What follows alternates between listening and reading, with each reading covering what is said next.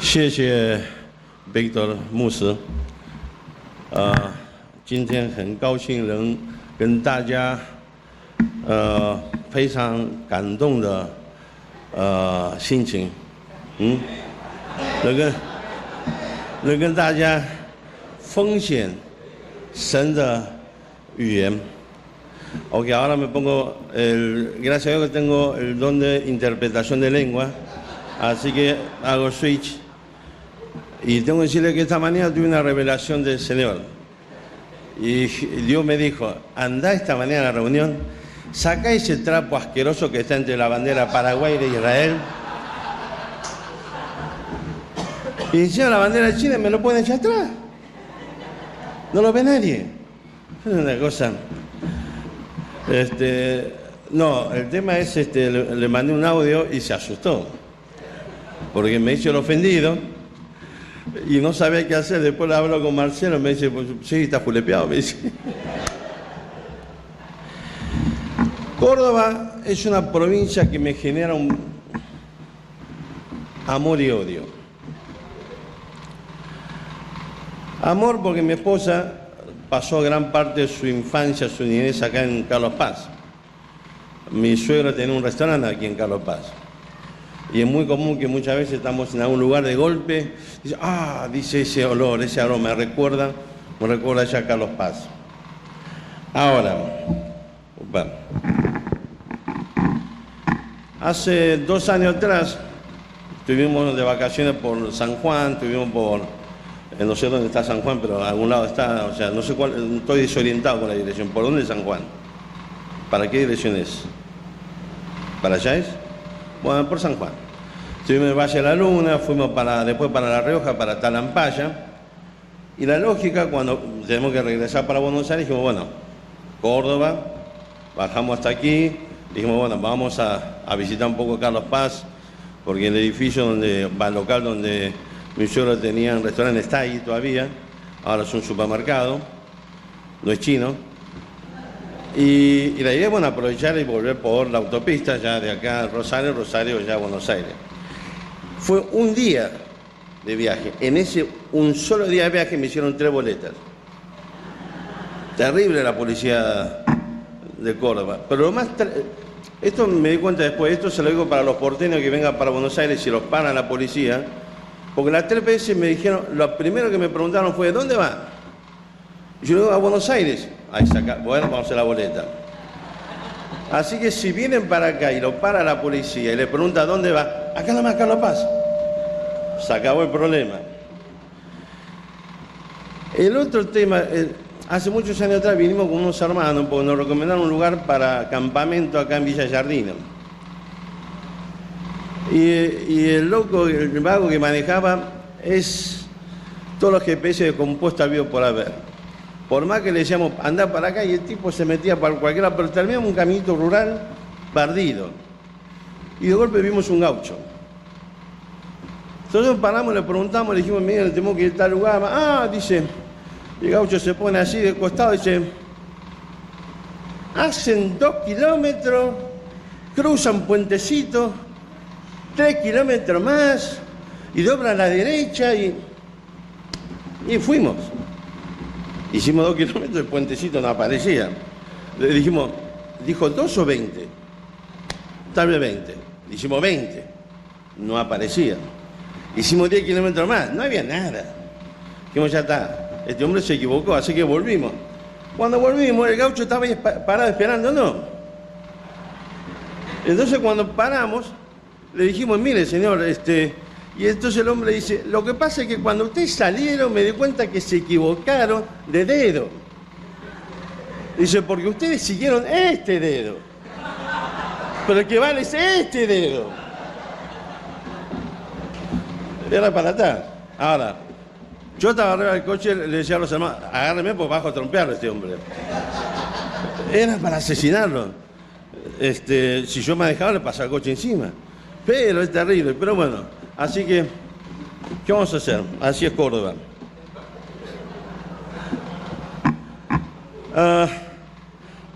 Les cuento un poquito sobre una idea nomás sobre China.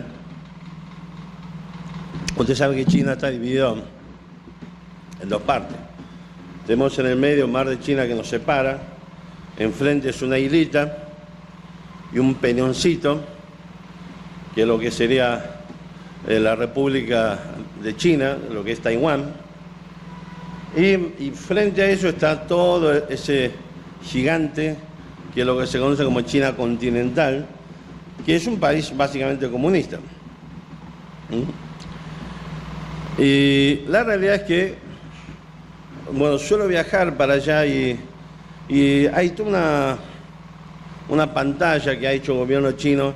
Ellos, el gobierno chino, han fundado o establecido seminarios a iglesias de católicos, evangélicos, totalmente controlados por el gobierno chino, donde ellos incluso en todas las reuniones hay, digamos, espías, uno para controlar que el que está como puesto como pastor o cura de turno no se le ocurra decir cosas que no tiene que decir, y un poco también para controlar a la gente.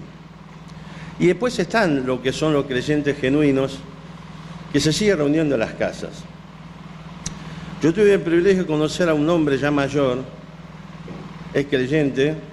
Este hombre descendiente, no sé si bisabuelo, tatarabuelo, pero algún abuelo era, y me contaba la historia de su abuelo, y se había convertido con Hudson Taylor.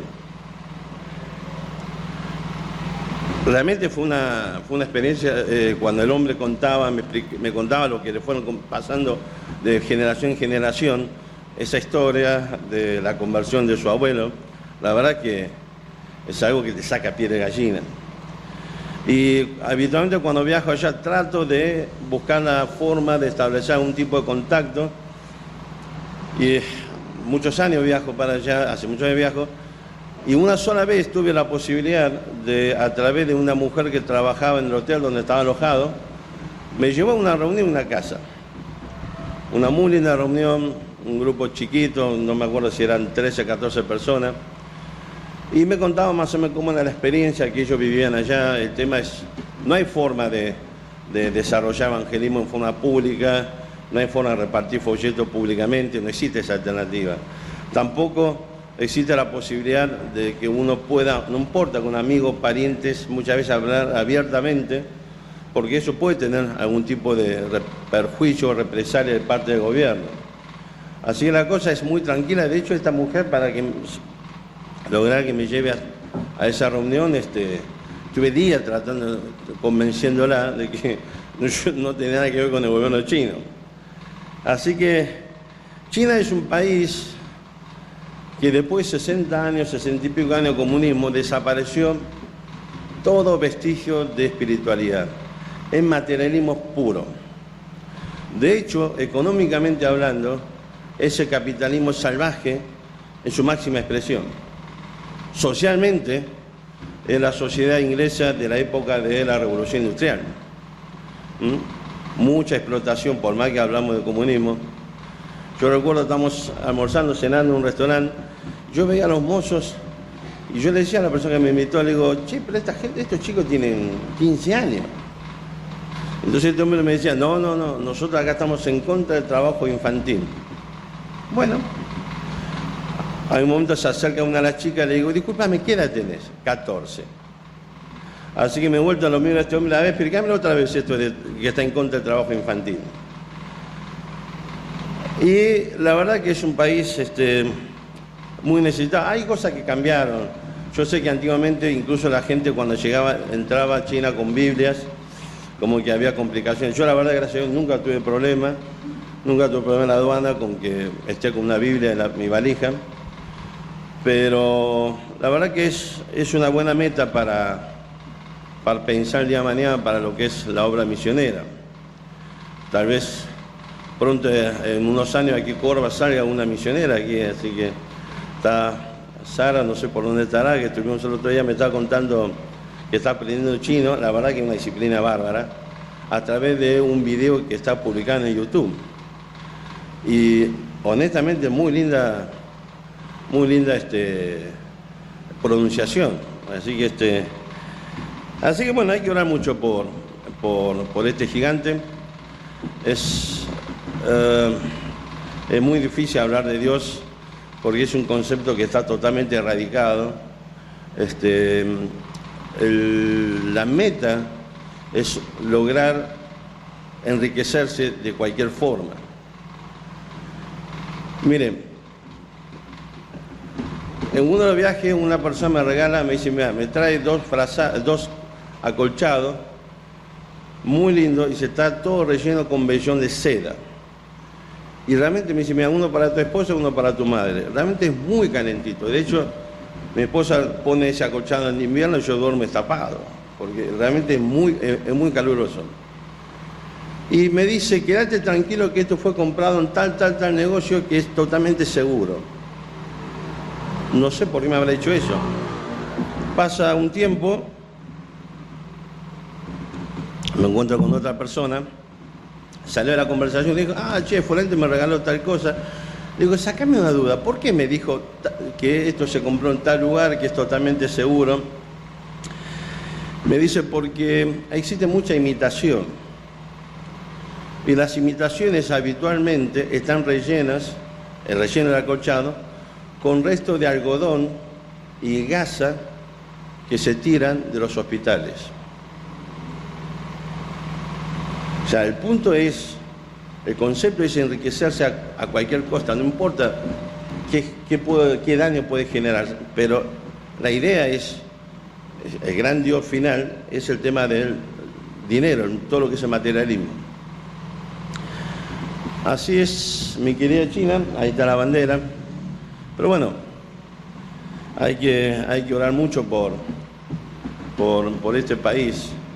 Estoy tratando hace un tiempo acá, estoy tratando de trabajar un poco con la gente de la comunidad china, los clientes míos que no son creyentes. Y usted conoce acá la BBN. Y es una bendición porque muchas veces me paso tiempo sentado escuchando las predicaciones en chino. Lo que pasa es que, bueno, el tema es todo este idioma de lo que es mundo bíblico, no es algo que uno ha adquirido, porque, bueno, vine chico acá, así que estoy aprendiendo todo este idioma utilizando esta radio. La verdad que ha sido mucha bendición porque hace poco uno de los clientes, el pastor Yane no está, ¿no? No. Hace poco viajando con él varias veces a Mendoza, acompañándolo en algunos viajes comerciales, a Mendoza, tierra de buen sol y de buen vino, lo que no quiere decir.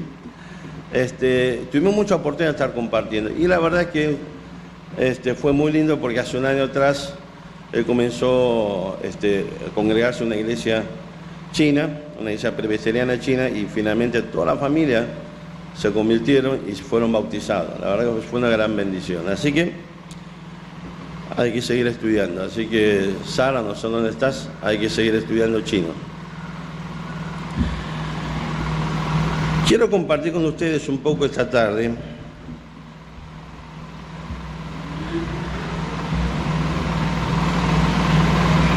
tengo la impresión que este es el peor horario para predicar, porque como que el bagre empieza a picar mal, el olorcito que llega ya es una distracción terrible. Así que vamos a tratar de vencer la distracción de la comida. Milanesa ahí, ¿no?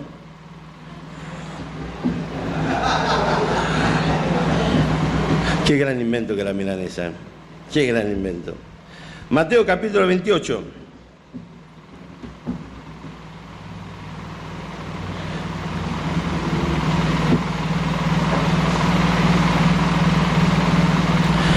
Versículo 18, 28, 18.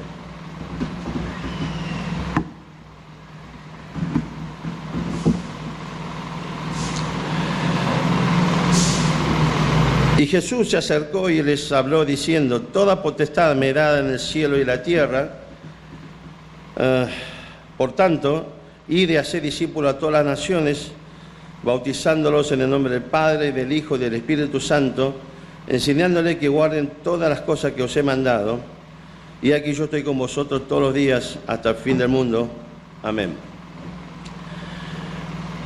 Usted sabe que uno de los problemas O sea, el lugar donde se libra por excelencia la batalla espiritual es nuestra mente. O sea, quien controla tu mente, te controla. No en vano tenemos muchos pasajes de la Biblia que hablan sobre la necesidad de cuidar en la mente. Romanos 12:2. No conforme a este siglo, sino transformado por medio de la renovación de vuestro entendimiento. Efesios 4, cuando habla de quitar el viejo hombre y revestir el nuevo, en el medio dice, y renovaos en el espíritu de vuestra mente. Esto como la historia de un hombre que iba una noche madrugada, mucho frío, y se le queda coche en el medio del campo, se pinchó un neumático. Así que se bajó el hombre, abrió el baúl, encuentra la rueda de auxilio, pero no estaba el cricket. A no ser que sea Superman, va a ser difícil que pueda cambiar el neumático. Dijo, bueno, voy a llamar al seguro, saca el celular y no hay señal. ¿Qué hacemos? Y de golpe ve allá como a 500 leguas una casa. Qué bueno, voy a pedir ayuda de esa casa. Así que era de madrugada, haciendo frío, empieza a caminar. Y a medida que va caminando piensa, pero con este frío este hombre me va a sacar volando. Dijo, no, acá en el campo la gente es toda gaucha, así que me va a ayudar. Y sigue pensando, sí, pero con la inseguridad va a pensar que soy un ladrón y empieza, y se da manija, hasta que llega hasta la casa, golpea la puerta y adentro se escucha una voz y dice, ¿quién es? Y este hombre afuera dice, sí, guardate tu cricket que ya no lo quiero más. ¿Ok? El hombre ya se hizo toda la película que no le va a atender. O sea, nuestra mente trabaja de esa forma. Ahora, lo que quiero un poco compartir hoy no es, digamos, los pastores, a los misioneros, es una reflexión hacia todos los creyentes en general y desmitificar algunas cuestiones y tratar de entender un poco cómo es que esto de echar redes en el terreno de lo práctico. Vamos a contextualizar un poco este pasaje. Cristo comienza diciendo, versículo 18, por tanto, dice, Jesús se acercó y les habló diciendo, toda potestad me es dada en el cielo y la tierra. ¿Ok? Este es un pasaje, o esta es la escena de una situación, o es el final, digamos, prácticamente de una guerra que se viene desarrollando desde el comienzo de la humanidad. Vamos a Génesis capítulo 3 un ratito.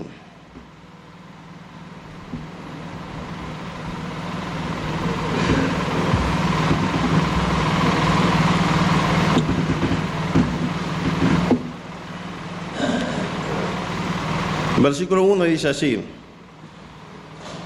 pero la serpiente era astuta más que todos los animales del campo que Jehová Dios había hecho, la cual dijo a la mujer, ¿con que Dios os ha dicho no comáis de todo árbol del huerto?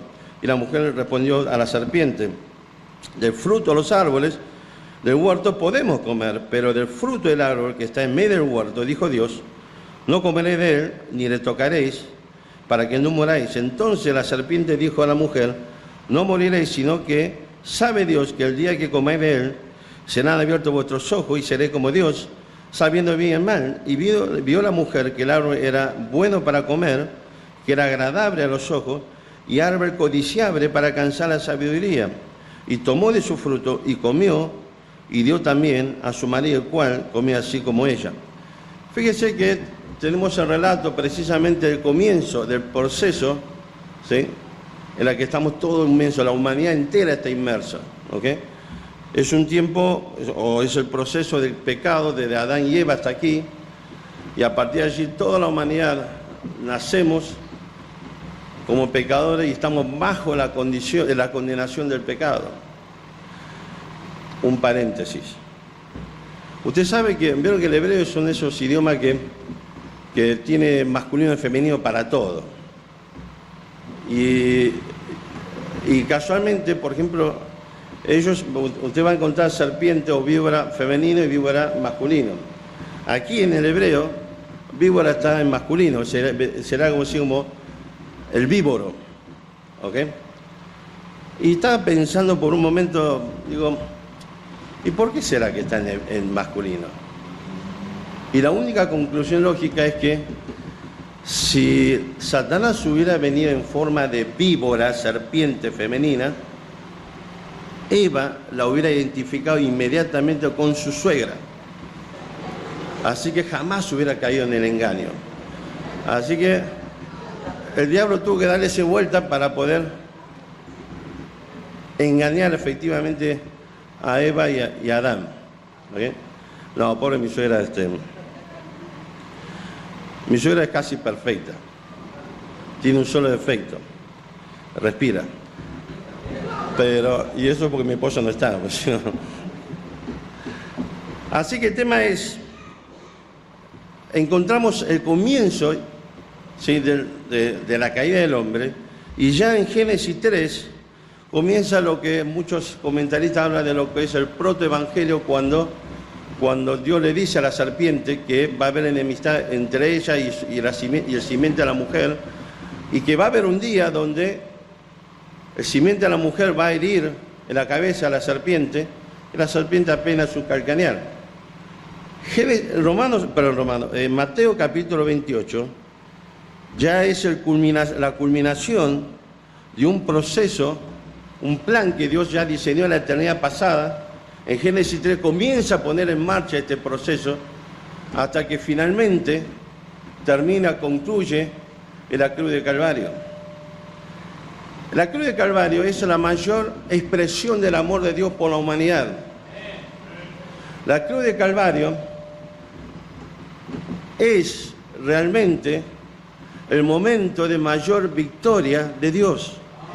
Satanás pensó que llegado a ese punto, él había podido dar fin, asestar un golpe fatal al plan de Dios y matar al Mesías.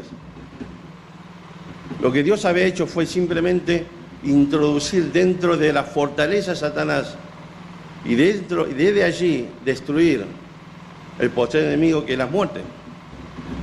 Finalmente Cristo resucitó. Y finalmente llegamos a Mateo 28, volviendo a Mateo 28.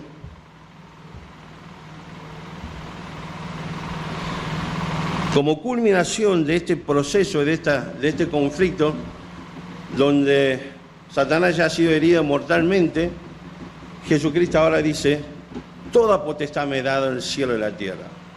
Recuerde cuando Adán pecó, entregó el señorío que Dios le había entregado a él en las manos de Satanás. El mundo entero cayó bajo la influencia del maligno y la humanidad comenzó a desarrollar una cultura, una sociedad, una religión, economía, filosofía, política, leyes, donde Dios no iba a estar presente jamás. Pero habiendo vencido al Señor Jesucristo finalmente, ahora Él estaba recuperando la potestad sobre el señorío que el hombre había perdido. De tal manera que si usted busca en Juan, capítulo 17,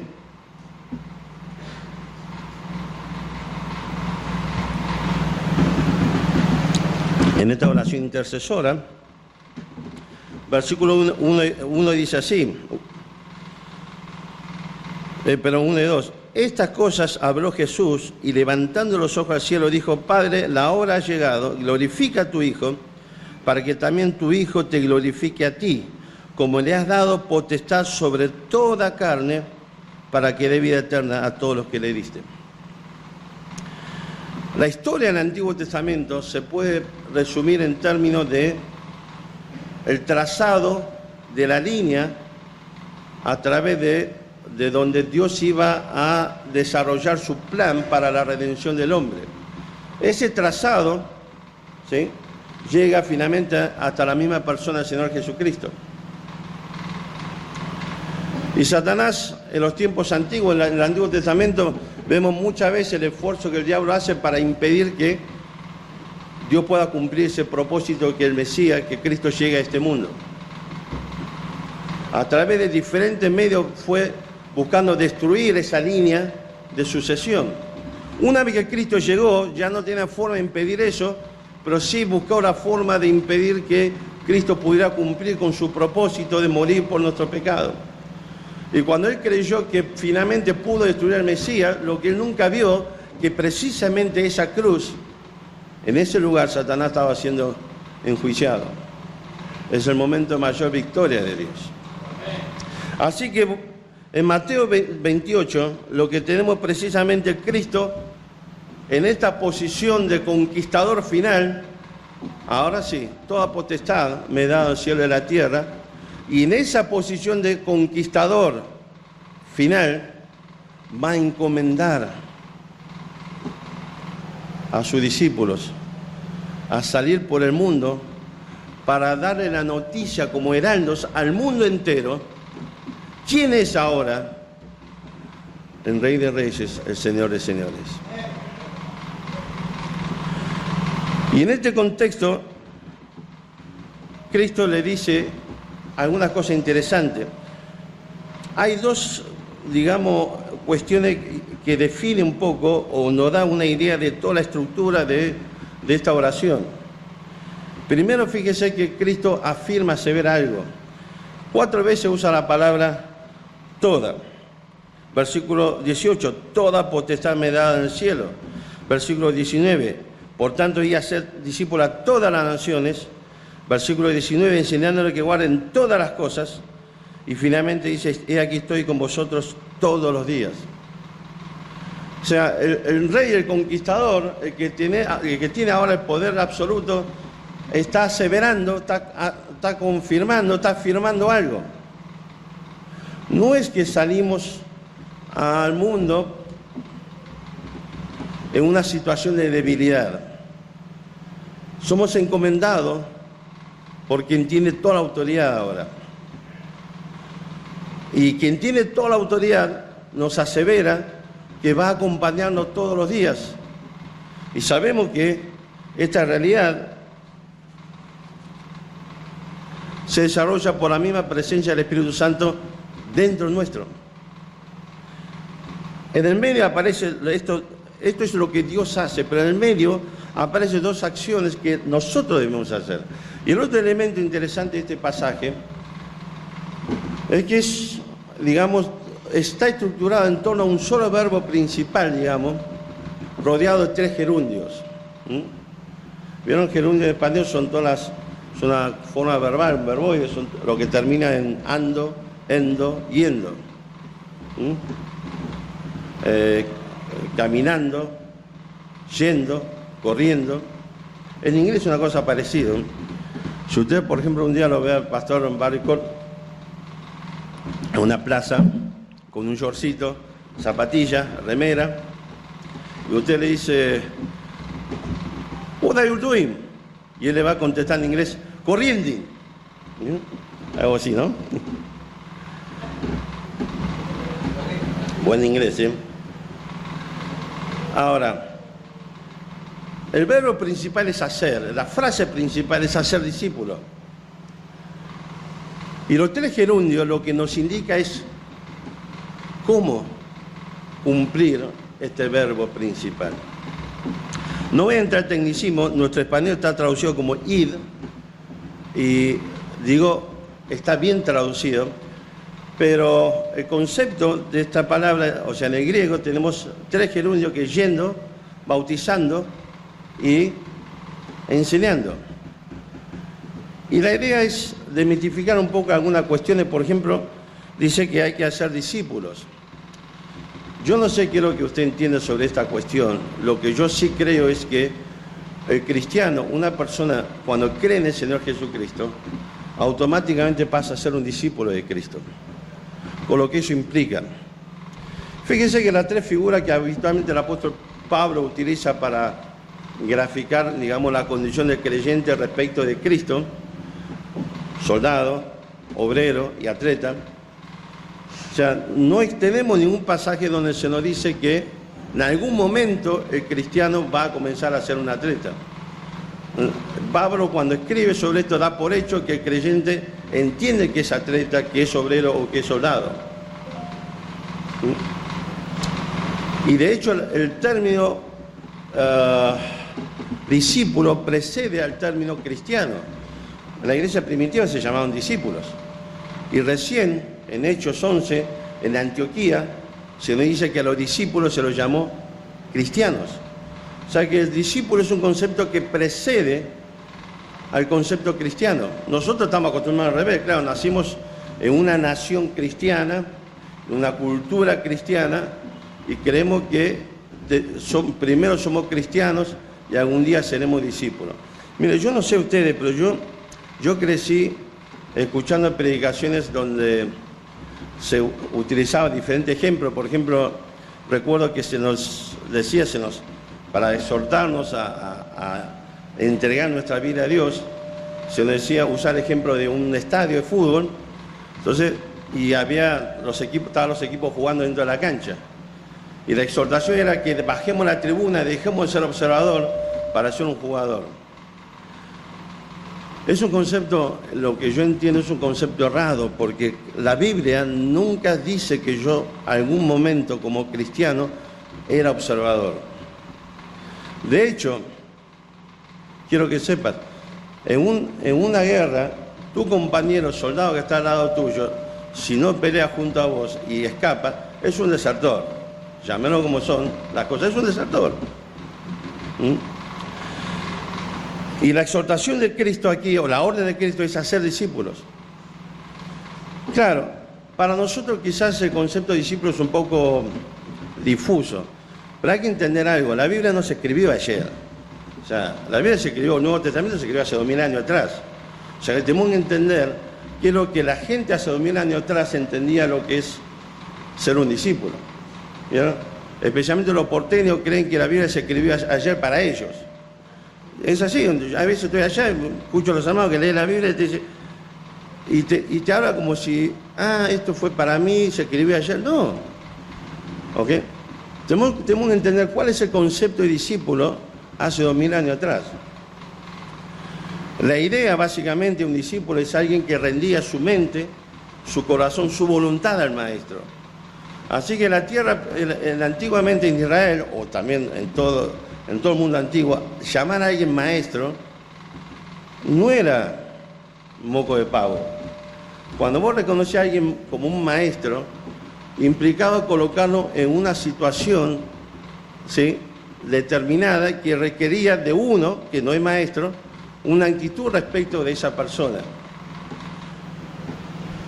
¿Conocen al rabino Berman? O sea, ¿escucharon hablar de Berman? Rabino Berman, que era el ministro de Medio Ambiente, ¿se acuerdan que se hizo famoso una foto volviendo a Chile la aduana con un televisor de 80 pulgadas, una cosa así? Ahora es secretario de Medio Ambiente. Berman es rabino de la comunidad judía que está, del templo que está en Libertad 700. Libertad y Córdoba, el centro de Buenos Aires. Conozco mucha gente de la comunidad judía que se fueron de ese templo, muy enojados. ¿Por qué motivo? Por deshonrar a su maestro. Porque este hombre un día reconoció como el gran maestro que él tuvo en la vida fue el obispo Bergoglio. Y la misma gente de la comunidad judía que está allí, muchos se enojaron porque entendía que el hombre estaba deshonrando a su maestro, era discípulo de otro rabino y no estaba haciendo debida memoria o reconocimiento de su maestro. Estamos hablando de Israel a hoy, o judío actualmente. Imagínense lo que era hace 2000 años atrás. Tal es así que, mire, nosotros tenemos un expresidente aquí en la Argentina, Carlos Saúl Menem, conocido en Chile también. ¿Se acuerda? Se casó con la Boloco. Nadie sabe si el hijo que tuvo Boloco, el padre es él, no, pero bueno, esa es otra discusión. Pero este hombre tuvo un privilegio que ningún ser humano en el mundo entero ha tenido, y un día, no sé si usted se acuerda, dijo, leyó a Sócrates. El gran filósofo griego Sócrates, hay un problema. Este hombre dejó nunca nada escrito. De hecho, todo lo que sabemos sobre Sócrates lo sabemos a través de su discípulo, que fue Platón. Y Platón ha tenido otro discípulo famoso que ha sido Aristóteles. ¿A cuánto le gusta el arte marcial acá? Bruce. Cuando estamos por viajar a Argentina, cuando estamos por emigrar acá, bueno, una de las cosas que hicimos fue, no podemos irnos de China sin ir primero a ver una película de Bruce Lee. Así que fuimos a ver una película de Bruce Lee. Y bueno, se trataba de una historia de la Segunda Guerra Mundial con estos sucios, roñosos ponjas que vinieron a molestarnos. Y hay un momento que van a destruir lo que es la academia, digamos, de Bruce Lee, digamos. Y quisieron romper una foto, porque justo el maestro había muerto, romper una foto que estaba enmarcado del maestro. Finalmente, ¿qué es lo que hace? Los discípulos estaban más preocupados en impedir que hagan eso que su propia seguridad. Finalmente, cuando ya era casi inminente que iban a poder romper esa foto, uno de sus discípulos salta sobre esa foto, la abrazan y finalmente murió golpeado por los soldados japoneses. El punto era que él estaba dispuesto a dar su vida, y dio su vida, antes que pudiese mancillar o generar algún tipo de perjuicio, aún una foto a la memoria del maestro. Así que antiguamente de ser discípulo no era cualquier cosa. Pues era, de hecho, fíjese que en el caso de las escuelas de arte marcial en China, los discípulos se transforman en hermanos. Y depende de la orden de llegada, es el hermano mayor, el segundo, el tercero, cuarto. Y no importa que el hermano mayor tenga 20 años y yo tengo 40. Yo tengo que respetarlo como alguien mayor a mí, porque llegó primero, ¿sí?, a ser un discípulo de mi maestro. Ok, había toda una condena social, esto de no ser fiel a su maestro. Era realmente una entrega de mente, de corazón y de voluntad al maestro. Así que cuando el Señor Jesucristo dice yendo a ser discípulo, no era, bueno, ligeramente, era un concepto de compromiso. Ahora es interesante la palabra yendo.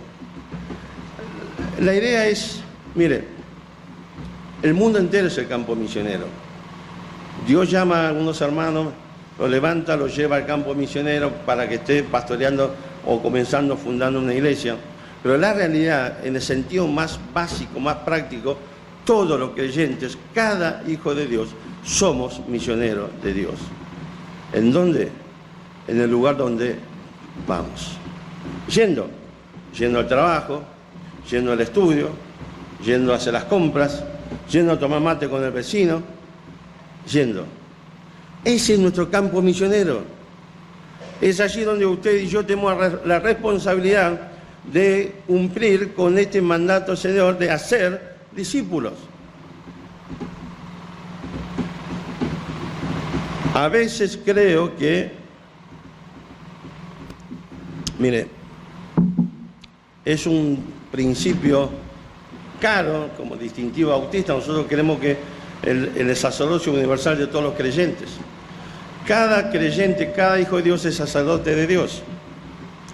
Por lo tanto, no requerimos de intermediación de nadie para poder acceder a la misma presencia de Dios. De hecho, se nos manda a hacer sacrificios. Hebreos 13 nos habla de sacrificio de alabanza, de la ayuda mutua y de hacer bien, y se nos dice de tal sacrificio se agrada a Dios. Y de hecho estamos en contra de todo el concepto que existe, especialmente en el mundo católico, de lo que es la división entre laico y religioso.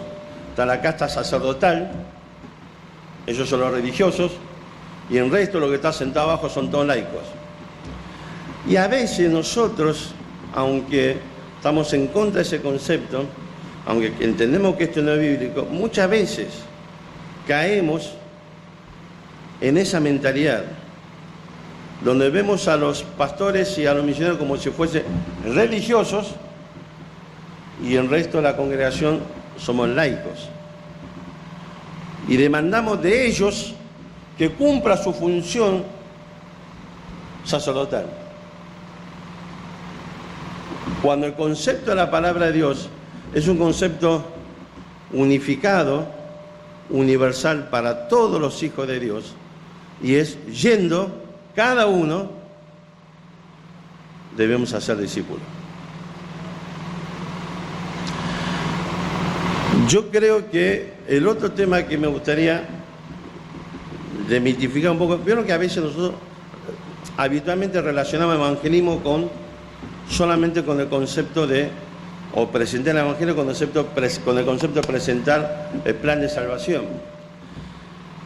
Si yo entiendo bien este pasaje, este verbo, esta frase principal, ser discípulo, que lo rodea tres gerundios, lo que hace precisamente diciéndome cómo es que debo hacer discípulo, aparece bautizando, aparece enseñando también.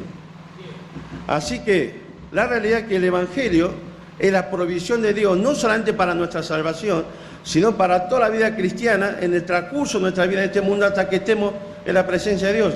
Hasta que seamos glorificados en la presencia de Dios, el evangelio de Cristo nos provee absolutamente todo el kit de desarrollo de la vida cristiana, del momento de la salvación hasta que estemos en la presencia de Dios. Por lo tanto, no tenemos forma de entender esta idea de ser discípulo si no está ligado al concepto de enseñarles. La vida cristiana es una carrera de póster. No se rían por lo que les voy a decir, pero hace tiempo atrás era una persona que me dedicaba bastante a deportes y atletismo. Que me vea así en este estado arruinado es otra cuestión, ¿ok? Mi esposa, claro, lo que pasa es que ella nunca me dijo, creo que, sin ánimo de ofender a ninguna hermana, creo que esa mujer, toda la mujer tiene ese costado engañoso, por eso después se transforma en suegra. Ahora, mi esposa nunca me dijo que el día que nos casemos, yo voy a comenzar a querer someterte a un plan de dieta para que adelgase. Nunca me lo dijo, si no me casaba. Me vino con ese cuento el día que me casé. Bueno, ahora ya hace rato desistió. De hecho, ahora estamos pasando por esta etapa de lo que es el desgaste del matrimonio a través del tiempo, ¿vieron? Cuando casamos, mi esposa me miraba y decía, me agarraba la panza y decía, ¡ay, qué linda pancita! Ahora me mira y dice, che, ¿no te da vergüenza esa gusarda que te cuelga? Es el paso del tiempo del matrimonio. Pero hubo un tiempo donde ella estaba contenta porque llegaba a casa y comía 2 bocados y no quería más. Y ella estaba feliz, pues veía que estaba sujetándome a la dieta. El tema se pudrió cuando un día no debería haber pasado por ahí. A 10 cuadras de casa, cuando salgo de la autopista, había una parrilla que era un espectáculo. Así que me detenía ahí, era un choripán y un sándwich vacío, clavado, y ahí me iba a casa. Claro, llegué a casa y no quería comer. Y ella estaba feliz, pensaba que yo estaba haciendo dieta.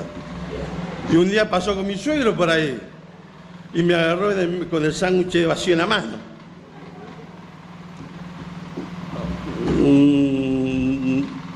No pude convencerla que era una ilusión óptica. Así fue el asunto. Ahora, el punto central aquí, hermanos, es esto. Nuestra responsabilidad pasa por lo que tiene que ver con la presentación del Evangelio, pero nuestra responsabilidad delante de Dios no termina allí. Yo les decía que la vida cristiana es una carrera posta. Vamos entregando la posta de generación a generación. Aquí le dice, enseñando que guarden todas las cosas que os he mandado. ¿A quiénes? A los que ellos por su ministerio iban haciendo discípulos. Y a estos discípulos se les encomendaba enseñar a la generación siguiente. Y así sucesivamente. Yo les decía que alguna vez participé de un equipo de carrera de posta. Y era el proceso donde uno iba entregando el palito ese, el vástago, iba entregando al compañero próximo y ese compañero al próximo hasta que el último, que siempre era el que más rápido corría, porque tenía que pegarle la zancada para llegar primero, hasta que llegue a la meta. Así que nuestra responsabilidad, hermano, el concepto de hacer discípulos comienza con salir yendo, ir hacia donde vamos cotidianamente y habitualmente y presentar el Evangelio, hacer discípulos, y a partir de allí nuestra preocupación es que esa persona pueda crecer como discípulo de Cristo, pueda entregarle cada día más y más su mente, su voluntad y su corazón, para que pueda estar preparada precisamente para entregar la posta a la generación siguiente. Ese es el proceso de la vida cristiana. El Evangelio de Cristo es la provisión precisamente para el cristiano del momento de la conversión hasta que estemos en la presencia de Él, y cubre todo el proceso de la vida cristiana en este mundo hasta que estemos allí. Ahora, hasta aquí sonó muy lindo, ¿no? No sé, creo. Pero la pregunta es, ¿cómo se manja esto? ¿O para qué dije cómo se manja? Ahora se acordaron la comida. Busquen 1 Corintios.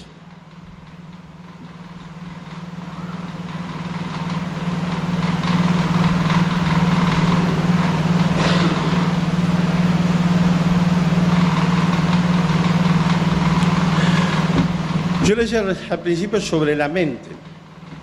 O sea, quien domina tu mente te va a dominar inevitablemente. ¿Okay? Muchas sectas, cuando hablamos de lavado de cerebro, lavado de mente es eso. Es alguien que precisamente llega a tener un dominio, un control de tal manera sobre la mente de una persona, que esa persona se transforma en una especie de autómata que va a hacer todo lo que quien controla su mente le va a decir. Tenemos trágicos ejemplos en la historia de esta secta donde llevó a la gente masivamente, por ejemplo, al suicidio, y sus seguidores simplemente cumplieron, ¿sí?, sin chistar con lo que su jefe, entre comillas, le estaba diciendo. Ahora, yo lo que quiero terminar simplemente con 3 ideas en el sentido práctico de cómo es que usted y yo debemos, yendo a ser discípulos, bautizando y enseñando, de manera que entregue la posta a la generación siguiente. En este contexto de 1 Corintios 9, el apóstol Pablo comienza defendiendo, digamos, un poco el tema de su apostolado, y llega un momento, hay un momento pasa a hablar sobre su derecho, su privilegio como apóstol, pero Pablo dice, bueno, yo la verdad que renuncié a todo ello. Renunció a ello, y es interesante que la razón es porque Pablo estaba privilegiando, priorizando, dándole una entidad por encima de todo, que es la entidad espiritual. Y tal es así que el apóstol Pablo, en el versículo 17 dice así: por lo cual, si lo hago de buena voluntad, hablando de presentar el Evangelio, se recompensa tendré, pero si de mala voluntad la comisión me ha sido encomendada. ¿Cuál pues es mi galardón? Dice Pablo. ¿Cuál es mi ganancia en todo esto? Que predicando el Evangelio presente gratuitamente el Evangelio de Cristo, para no abusar de mi derecho en el Evangelio, por lo cual, siendo libre de todo, me he hecho siervo de todo para ganar a mayor número. El concepto, Pablo, es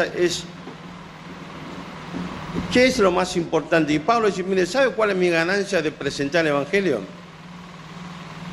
No hay ganancia desde el punto de vista material. Es una ganancia espiritual.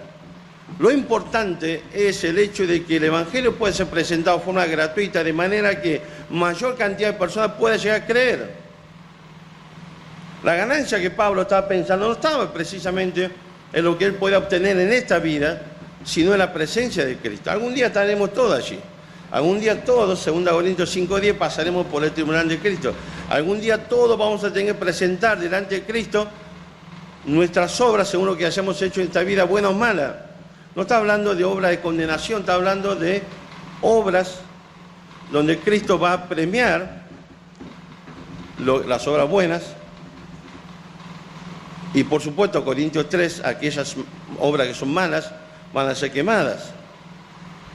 Así que lo que Pablo estaba apuntando era allí. Allí es donde está su ganancia.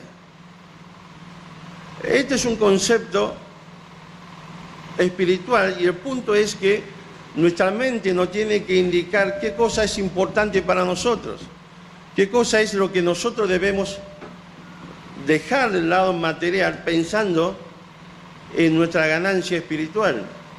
La realidad es que si no tengo este concepto claro en mi mente, no hay forma de que entienda esta idea de yendo en cada lugar es donde yo tengo la oportunidad de obtener una ganancia espiritual. Después Pablo va a hablar sobre cómo es que él va a desarrollar esto y él dice que básicamente menciona 3 grupos, ¿sí?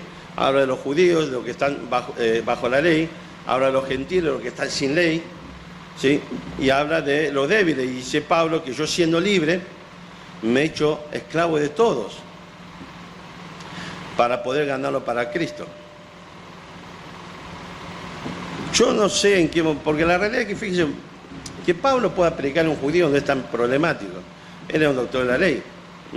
Sabemos que fue formado a los pies de un maestro como fue Gamaliel, y él conocía perfectamente cómo eran las enseñanzas, las tradiciones judías o rabínicas. Pero también vemos a través de la Biblia, el Nuevo Testamento, que Pablo se ha tomado tiempo para estudiar y conocer a los gentiles. Vemos en el libro del Hechos cuando Pablo hace mención de las enseñanzas de los filósofos griegos. Vemos en el libro de Tito donde Pablo hace mención de un filósofo cretense. Así que él ha dedicado tiempo para poder asimilar su conocimiento. Miren, simplemente digo esto. Yo no sé en qué momento en el mundo cristiano se produjo una especie de dicotomía donde pareciera que el estudio, el conocimiento, la preparación está reñida con servir al Señor. La verdad es que en los tiempos antiguos los mejores exponentes de una iglesia eran los que eran levantados para el ministerio. Miren, ¿alguien leyó este libro, El Príncipe que ha de venir? Es un libro en su género, yo creo que es un libro que no ha sido superado. El autor es Robert Anderson, Sir Robert Anderson, porque la reina de Inglaterra le ha dado ese título. Léalo, es muy bueno. Ahora, ¿alguien sabe cuándo se publicó ese libro? En 1880. Anderson fue abogado y fue director de la famosa agencia policial de Inglaterra, la Scotland Yard. De hecho, si ustedes buscan, fíjense una cosita, él era director de Scotland Yard cuando surgió este famoso tema de ¿cómo se llama? El Jack el Destripador. Hubo mucha teoría, o sea, no se lo pudo detener finalmente. Si ustedes buscan en las crónicas, en las noticias, hace 2 o 3 años atrás, finalmente pudieron descubrir quién era o quién fue Jack el Destripador. Y fue un carnicero polaco. Y yo recuerdo cuando estaba escuchando esa noticia, lo mencionan a este hombre, porque él era el que defendía la teoría de que este carnicero polaco era Jack el Destripador. Y en la noticia, que se dio hace un par de años atrás, lo mencionan. Lo que yo digo es, Pablo también tomó tiempo para poder prepararse. Ahora, el punto central no es la preparación o no la preparación, sino esa preparación nos permite cumplir con nuestro objetivo de hacernos esclavos de todos para poder ganar mayor cantidad de personas para Cristo. ¿Por qué? Porque la ganancia sigue siendo espiritual. Ahora, en este contexto aparece este pasaje que es muy conocido, versículo 24, dice Pablo: ¿no sabéis que los que corren en el estadio, todos a la verdad corren, pero uno solo se lleva el premio? Corred de tal manera que lo obtengáis. Todo aquel que lucha, de todo se abstiene, ellos a la verdad, para recibir una corona corruptible, pero nosotros una incorruptible. Así que yo de esta manera corro, no como a la aventura, de esta manera peleo, no como quien golpea el aire, sino que golpeo mi cuerpo y lo pongo en servidumbre, no sea que habiendo sido heraldo para otros, yo mismo venga a ser eliminado. Fíjese un detalle, y estos son ¿se acuerdan que 3 reflexiones? Uno, esta idea de ser discípulo de Cristo, de someter nuestra mente, voluntad y corazón a Cristo, necesitamos primero que nuestra mente funcione bien.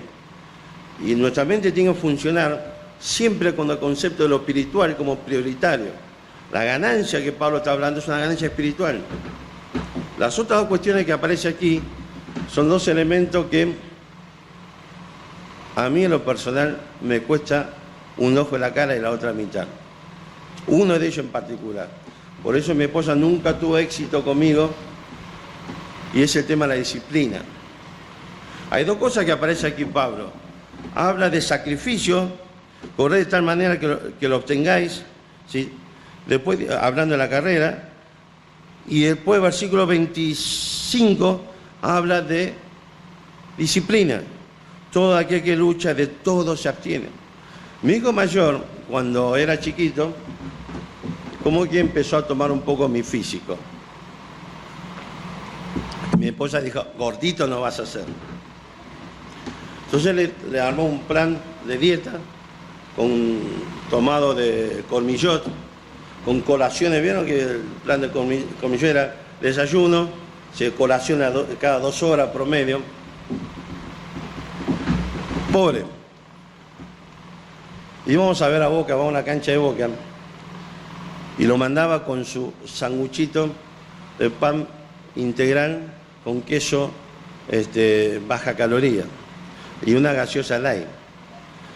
Pasamos por el control y yo le tenía a ese policía: déjalo llevar, por favor, porque mi esposa me mata, si no. Ahora, pero mi hijo, es terrible la disciplina que tiene, porque hay momentos que estamos en la popular, vieron, a los gritos, dale Boca, qué gallina, qué. Y el otro me empieza a tironear: pa, ¿qué?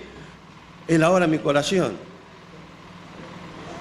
¿Qué te pasa, pibe? Y tiene disciplina para hacer eso. Yo no, la verdad. ¿Qué quieren que le digan? Pero aquí Pablo no está hablando sobre eso. Miren, tenemos que entender esto. Tenemos que priorizar algo en nuestra vida. Pablo dice que lo espiritual es lo prioritario. Y usted y yo no tenemos forma de entender este concepto de yendo a ser discípulos, bautizarlos y enseñarles todas las cosas que Cristo nos ha enseñado, si no estamos dispuestos a hacer sacrificio. No importa cuántas cosas tenemos que sacrificar en pos de este objetivo, si no estamos dispuestos a disciplinar nuestra vida en pos de este objetivo. Así que la pregunta es, simplemente para terminar, es: cuando volvamos a casa y nos sentemos a hacer un repaso de todo lo que hemos estado escuchando en estos días y empecemos a hacer un repaso de nuestra vida, la pregunta es: ¿qué cosas vamos a empezar a sacrificar en pos de este objetivo de hacer discípulos? ¿Qué cosas vamos a modificar en nuestra vida, vamos a disciplinar nuestra vida en pos de objetivo de hacer discípulos? ¿Qué es lo que yo tengo que modificar de mi vida para que mi mente empiece a entender y empiece a funcionar de esta perspectiva? lo prioritario siempre es lo espiritual, es las cosas del Señor. Amén. Vamos a orar. Nuestro buen Dios, queremos darte gracias por este tiempo. Pedirte que tu Santo Espíritu obre en nuestros corazones. Tú conoces nuestras necesidades. Tú sabes qué es lo que necesitamos. Y pedimos que haga esa obra en nosotros conforme a tu voluntad. Te alabamos por todo en nombre de Jesús. Amén. Amén. Gracias.